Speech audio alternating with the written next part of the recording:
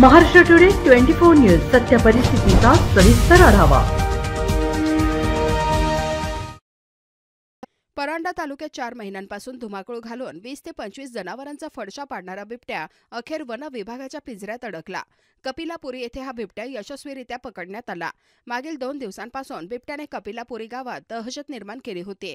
दिनांक 18 मार्च रोजी कपिलापुरी येथून दत्तू मजगुडे यांच्या शेळीवर भर दिवसा हल्ला केला। त्याच रात्री 12:30च्या सुमारास वर्धमान जैन यांच्या म्हशीच्या 2 रेड्यांवर बिबट्याने हल्ला चढवला। या घटनांमुळे कपिलापुरीसह परिसरातील गावांमध्ये भीतीचे वातावरण पसरले होते। घटनेची माहिती मिळताच ग्रामस्थांनी वन विभागाला तत्काळ कळवले। वन विभागाचे अधिकारी आणि कर्मचारी घटनास्थळी दाखल झाले। बिबट्याला जेरबंद करण्यासाठी पिंजरा लावण्यात आला। मात्र 19 मार्च रोजी सायंकाळी 8 वाजण्याच्या सुमारास बिबट्याने पिंजऱ्याचे गज तोडून आत ठेवलेला बोकड घेऊन पसार झाला। या घटनेमुळे वन विभागाच्या कार्यक्षमतेवर प्रश्नचिन्ह निर्माण झाले। दिनांक 20 मार्च रोजी वन विभाग आणि ग्रामस्थांनी त्वरित परिस्थिती हाताळत पिंजऱ्याची दुरुस्ती केली।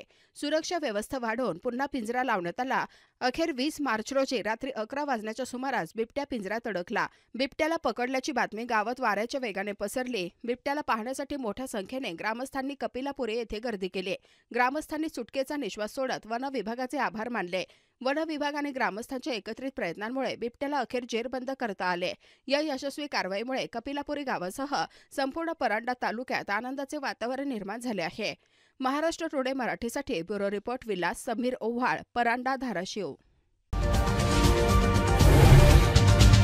आजच महाराष्ट्र टुडे 24 न्यूजला सबस्क्राइब करा आणि सत्य परिस्थितीचा सविस्तर आढावा पहा।